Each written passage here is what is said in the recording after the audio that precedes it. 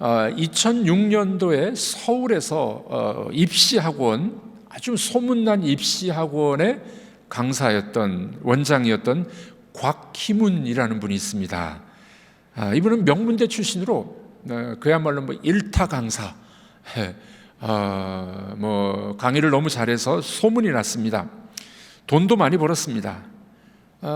성격도 좋아가지고 사람도 좋아하고 술도 좋아하고 남은 인생 정말 이 벌은 돈으로 아낌없이 쓸 수 있는 그런 사람이었습니다. 그분은 기독교인은 아니었습니다. 종교에는 아무런 관심이 없었습니다. 돈이 많으니 종교에 대한 관심이 별로 없었겠죠. 어느 날 친구들과 술을 거나하게 먹고 현관문을 열고 들어왔습니다. 집안의 거실에 있는 아내하고 7살짜리 딸아이가 둘이 부둥켜 안고 울고 있는 거예요. 술은 취했지만 정신이 번쩍 들었습니다.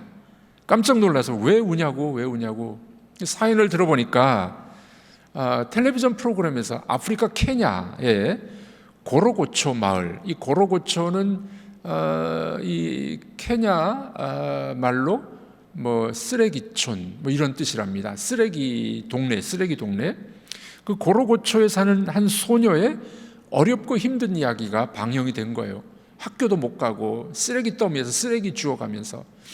제가 영상을 찾아보니까 이 하루에 그 쓰레기 주워서 버는 돈이 우리나라 돈으로 700원 버는 그런 아이의 이야기가 나왔던 겁니다. 그러니까 이제 엄마하고 이 딸아이가 그 방송을 보면서 너무 슬퍼가지고 막 울고 있었던 거예요. 그래서 이제 아빠가 그런 이야기 합니다. 이런 일을 갖고 다 우냐고. 그러면서 이제 아빠가 돈이 많으니까 케냐 아이들을 도울 수 있는 방법이 없겠나.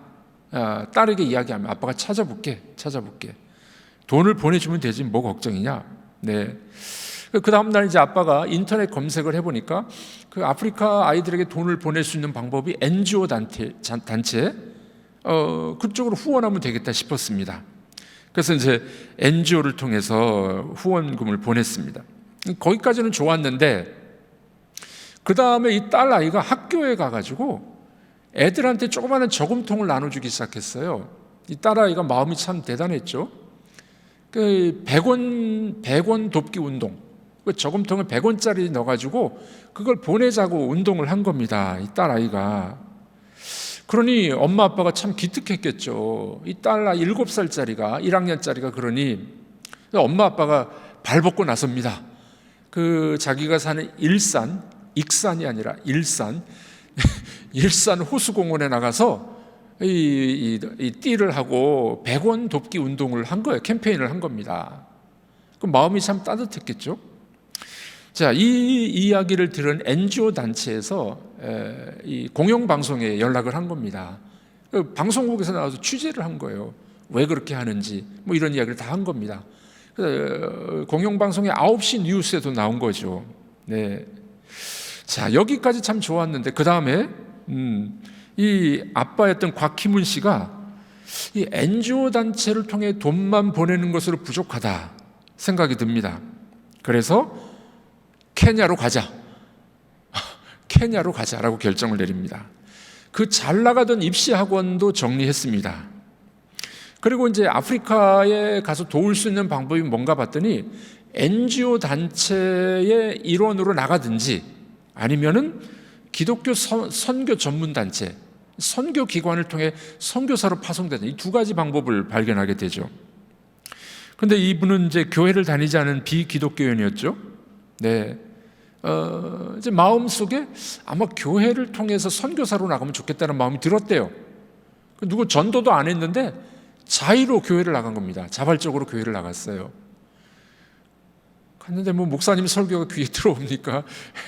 초신자, 믿음도 없는 사람이니까 귀에 안 들어오고 졸고 졸았어요. 그러다가 2층에 예배당이 있었는데 예배 끝나면 1층에 그 돼지갈비집이 있어 내려와가지고 돼지갈비 먹으면서 소주도 먹고 이랬던 겁니다.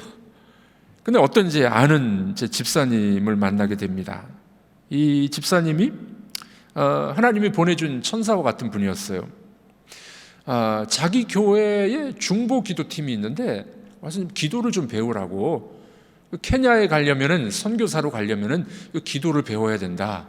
그래서 기도 학교에 들어가게 된 겁니다.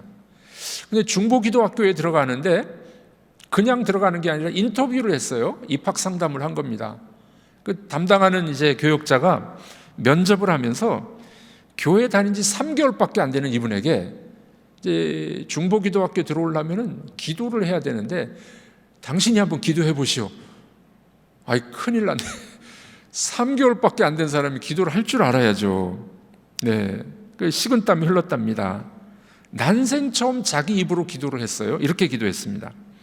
주님, 너무 늦게 와서 죄송합니다. 늦어서 죄송한데 절 받아주시면 안 될까요?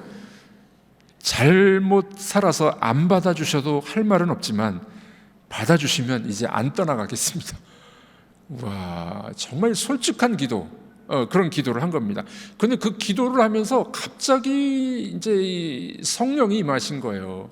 눈에서는 폭포수 같은 눈물이 쏟아진 겁니다. 그 순간 예수님의 십자가가 기억이 나고 십자가를 믿겠다는 마음이 생기게 된 겁니다. 이분이 6개월 동안 중보기도학교에서 훈련을 받고 그 다음에 완전히 삶이 바뀐 겁니다. 1년여 동안에 완전히 삶이 바뀌어가지고 케냐에 선교사로 파송을 받게 돼요. 지금도 기쁨으로 온 가족이 케냐에서 고아원을 세우고 유치원을 세우고 그 쓰레기 더미에서 살아가는 아이들에게 복음을 전하는 일을 감당하는 선교사가 된 겁니다. 최단 기간에 예수님 믿고 부름받아 선교사로 활동하고 있으니 저는 너무 행복합니다. 복음이면 충분합니다. 이분이 그런 간증을 하게 됐습니다. 자, 우리를 놀라게 하는 스토리죠. 가끔 보면 이렇게 믿음이 탁월하신 분도 있는가 하면은 초신자가 급격하게 변화돼서 헌신하는 사람들, 우리를 참 놀라게 만드는 사람들이죠. 우리 주변에도 보면 그런 분들이 있습니다. 뭐 믿은 지 얼마 안 됐는데 믿음이 급성장해서 헌신하는 분도 계시고, 우리를 놀라게 하고 주님을 놀라게 하는 사람들이 있습니다. 오늘 성경에 보면 그런 인물이 한 사람 등장합니다. 우리 읽으셨는데 누굽니까? 이방인이었던 백부장이었어요. 백부장. 이 백부장이 예수님을 놀라게 했어요. 예수님을 감동시켰습니다. 얼마나 귀한 그 사람의 모습입니까? 자, 예수님을 감동시키고 정말 이 시대의 백부장 같은 믿음의 사람은 어떤 사람일까요? 오늘 말씀에서 우리는 이 백부장의 믿음을 한번 함께 살펴보기를 원합니다. 먼저 첫 번째로 이 백부장은 어떤 사람이었습니까? 그의 사랑이 예수님을 놀라게 했습니다. 백부장은 사랑의 사람이었습니다. 6절 읽어보겠습니다. 이르되 주여 내 하인이 중풍병으로 집에 누워 몹시 괴로워하나이다. 네, 예수님께 와서 하는 이야기가 뭡니까? 주여 내 하인이, 내 종이 중풍병에 걸렸다는 겁니다. 이 백부장이 하인을 사랑하는 마음으로 이렇게 예수님께 찾아왔어요. 자기 고통도 아니죠. 자기의 고통도 아니고 자기 아픔도 아니고 뭐 아들, 딸의 문제라면 이해가 가는데 하인이었어, 하인. 당시 하인들은 짐승 취급을 받았거든요. 종들은 짐승 취급을 받았어요. 주석가인 바클레이라는 아주 유명한 분인데 이분의 글을 보면은 이렇게 이야기합니다. 하인은 짐승과 같다. 단지 짐승과 노예의 차이점은 말을 하느냐, 말을 못하느냐 차이점이라는 겁니다. 당시 관습에 의하면 이제 이 종들은 진짜 짐승 취급을 받았어요. 일하다가 병들고 마음에 안 들면 그냥 버리는 거예요. 팔아버리든지 버리든지. 그게 종의 그 당시 모습이었습니다. 근데 이 지금 백부장은 어떤 사람입니까? 이 자기 하인을 정말 사랑했어요. 아픈 중풍에 걸린 하인을 위해서 주님께 찾아온 거죠. 그러니 그 백부장의 사랑은 참 대단한 사랑이다, 이렇게 볼 수가 있습니다. 여러분들 어떻게 생각하십니까? 믿음이 좋은 것하고 사랑이 많은 것하고 함께 갑니까? 함께 가지 않습니까? 함께 가야 돼요. 그렇죠? 근데 우리들은 좀 저도 그래요. 근데 믿음이 좋은 것 같은데 어떤 사랑이 좀 인색할 때가 있어요. 믿음은 좋은데 사랑도 풍성하고 사랑도 함께 가야 되는데 믿음은 좋은데 사랑은 없어. 가끔 우리가 그렇습니다. 여러분들 안 그러십니까? 네. 그럴 때가 있어요. 우리들이 하나님은 잘 섬긴다고 그러고 말씀은 좋아한다고 하는데 사랑은 별로 없어요. 사랑은. 이 백부장은 이 믿음과 사랑이 함께 간 겁니다. 예수님을 하나님의 아들로 믿고 찾아온 거죠. 그때 당시 백부장이라면은 사회적 지위가 상당했겠죠. 로마 군대 백부장인데, 지금 예수님은 어떤 분입니까? 저 시골 촌뜨기예요. 예수님은 시골 촌에서 사역을 해요. 한 사람의 선생 정도로, 랍비 정도로 볼 수밖에 없는 사람이었습니다.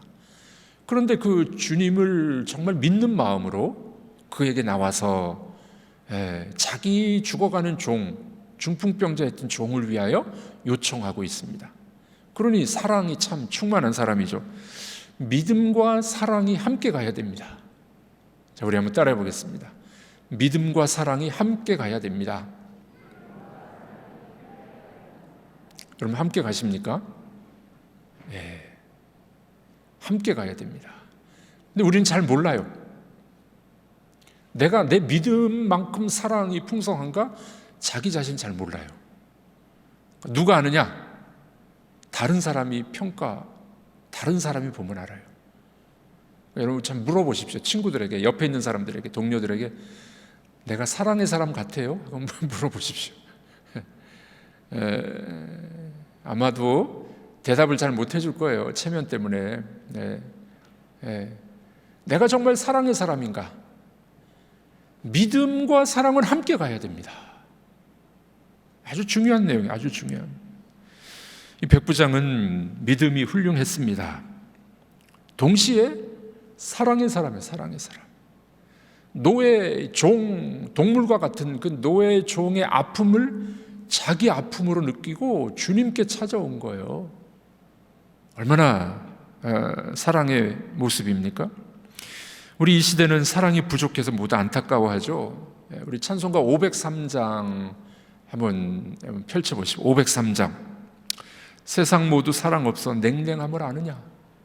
찬송 아시죠? 우리 503장 1절만 한번 같이 불러봤으면 좋겠습니다. 찬송가 503장입니다.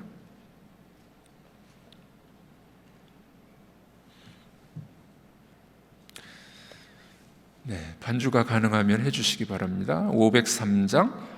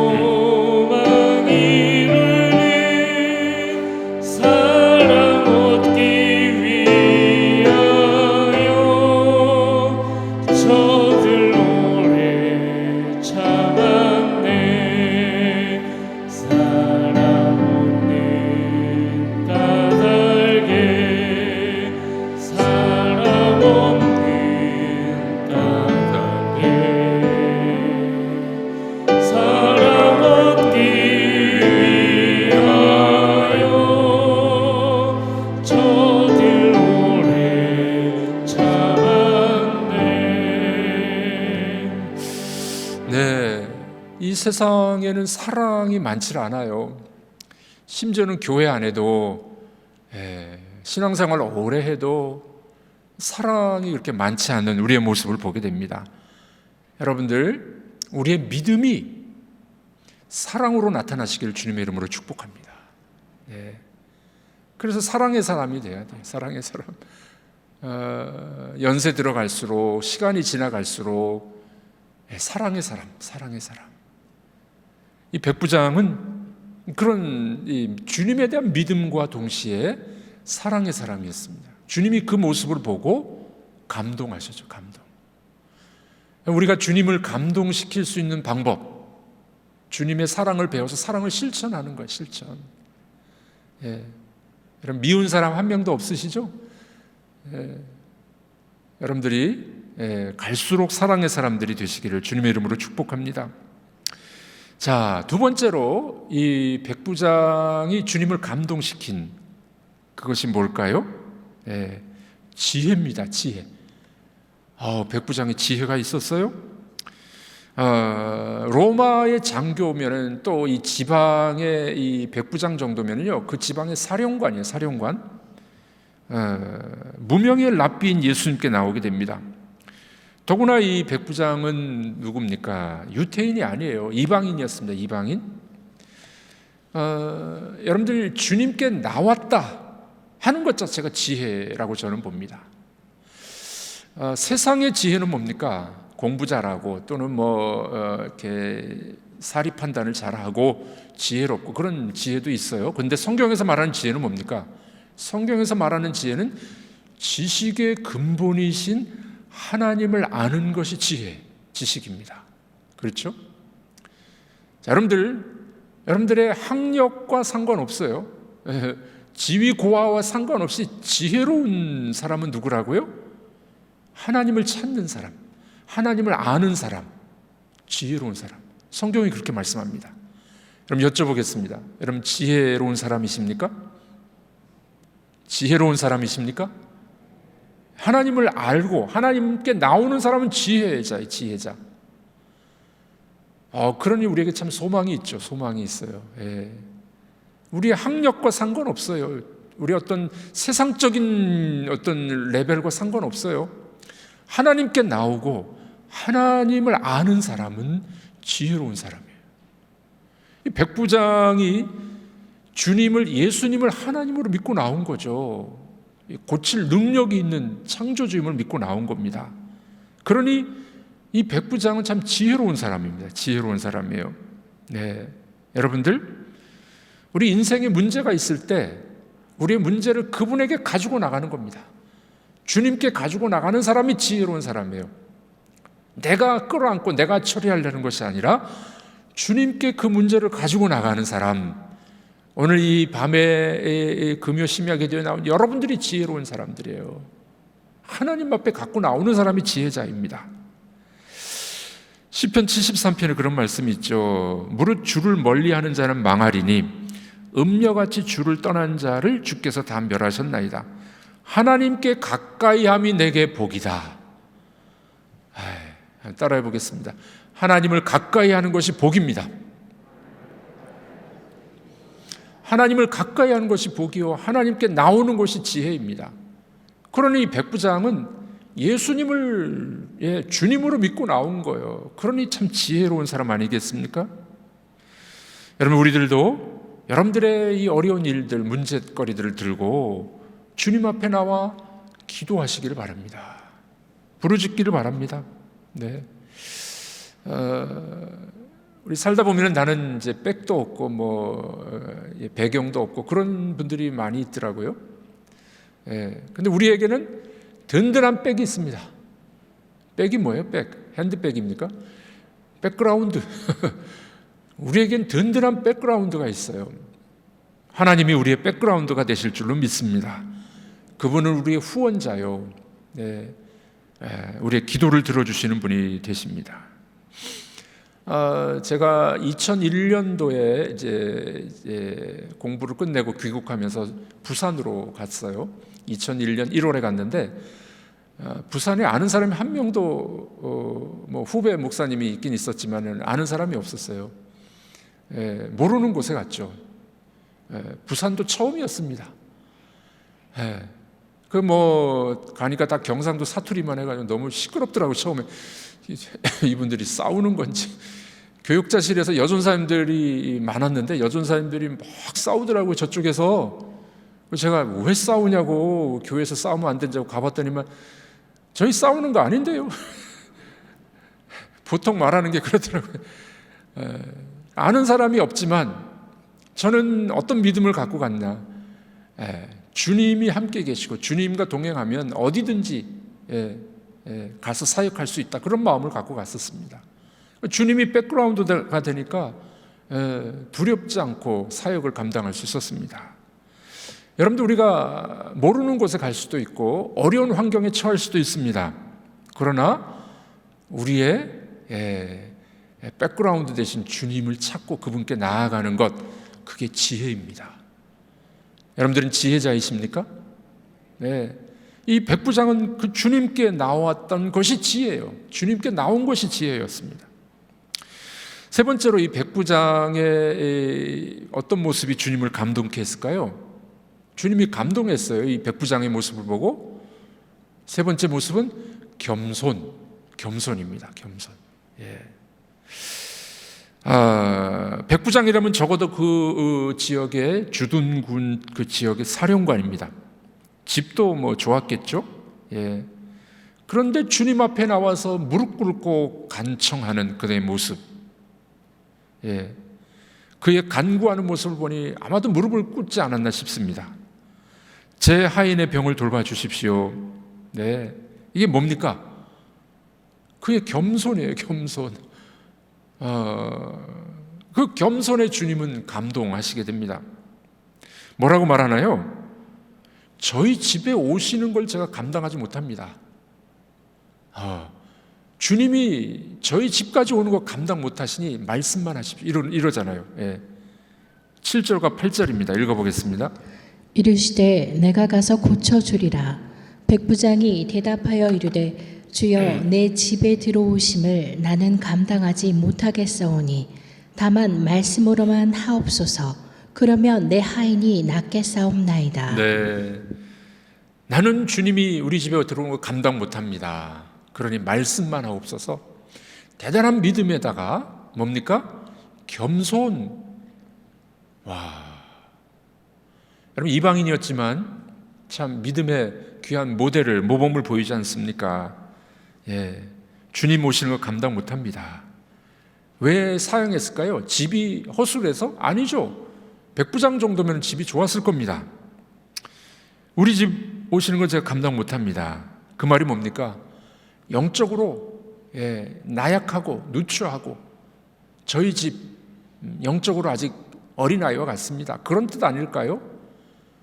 이 백부장의 이 믿음은 참 겸손한 믿음이었습니다. 겸손한 믿음.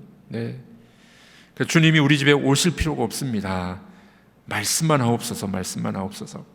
이것이 주님의 마음을 감동케 했습니다. 우리가 늘 이런 자세가 필요합니다. 주님 앞에 늘 겸손한 자세. 하나님은 겸손한 자를 들어서 사용하십니다. 우리 교회에서도 그런 일이 있죠. 직분을 줬습니다. 집사, 권사, 안수집사, 장로 직분을 주실 때 주님처럼 정말 과분합니다. 저 같은 사람에게 이런 일을 주시니 너무 과분합니다. 그런 태도가 우리에게 참 필요하겠죠. 어떤 경우는 나는 이런 사람인데 왜 나를 이걸 안 시켜주냐고. 내가 어떤 사람인데. 그럼 교만이죠, 교만. 우리가 늘 주님 앞에서 직분 주심에 감사하고, 이 부족한 사람인데 하나님이 목사로 세워주시니 감사합니다. 장로로 세워주시니 제가 충성하겠습니다. 이런 여러분들의 다짐이 있기를 바랍니다. 하나님은 겸손한 자를 높여주십니다. 겸손한 자를 높여주세요. 제가 교회 일을 하면서 이제 느끼는 것 중에 하나는 뭐냐면은, 신앙생활을 오래 하다 보면은 뭐든지 안 하려 그래요. 섬김이 좀 해주시면 안 하려고 해요.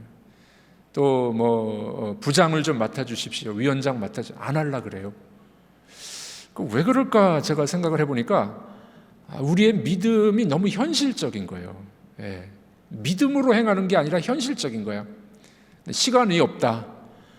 시간 없는 거 아니더라고요. 보니까 자기가 하고 싶은 건 다 해. 그러죠? 골프장 가서 다 있어요. 뭐 바쁘다 그런 사람 보면 골프장 가 있고, 시간 없다 그런데 뭐 자기가 원하는 뭐 헬스클럽 가서 운동하고 있고, 뭐 자기 하고 싶은 거 다 해요. 또 여러분들 사업은 어떻게 하십니까? 직장 사업은 빠지지 않고 일을 하잖아요. 뭐 그거야 뭐 직업이니까 그렇죠. 그런데 여러분들, 이 세상의 직업도 중요하지만 하나님께서 우리에게 주신 일이 얼마나 소중한 일입니까? 그거 하늘에서 상급이 있다고 말씀하잖아요. 근데 우리 눈에 안 보이니까 바쁘다고, 시간이 없다고. 여러분, 우리들은 이런 주님을 감동시키는 믿음이 있으셨으면 참 좋겠습니다. 우리 교회가 이제 70주년인데 70년이 된 교회만큼 좀 성숙한 믿음의 사람들이 많이 나오셔서 이것 좀 하십시오 하면은, 네, 제가 순종하겠습니다. 제가 하겠습니다. 이런 분들이 많이 나오기를 주님의 이름으로 축복합니다. 여러분 복 받을 겁니다. 주님이 기억하시고 다 갚아주실 거예요. 시간 없다, 난 못한다, 믿음 없는 이야기 하지 마시고 하나님이 주신 직분 감사하고 겸손히 그 일을 감당하겠습니다. 여러분들이 그런 분들이 되기를 주님의 이름으로 축복합니다. 백부장은 사회적 지위, 바빴을 거예요. 백부장도 그렇죠. 뭐 로마 이 주둔군이니까 그 식민지를 통치하려면 힘들었을 겁니다. 일이 많았을 거예요. 그러나 정말 사랑을 가지고 나오고 겸손한 모습을 보이고 믿음의 모습을 보이는 그 주님이 감동했죠. 우리 여러분들이 주님을 감동시키는 여러분들이 되기를 주의 이름으로 축복합니다.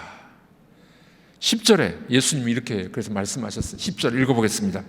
예수께서 들으시고 놀랍게 여겨 따르는 자들에게 이르시되 내가 진실로 너희에게 이르노니 이스라엘 중 아무에게서도 이만한 믿음을 보지 못하였노라. 예수님이 놀랍게 여기셨어요. 감동을 넘어서 놀라워하십니다. 놀라워하세요. 이스라엘 중 아무에게서도 이런 믿음을 본 적이 없다.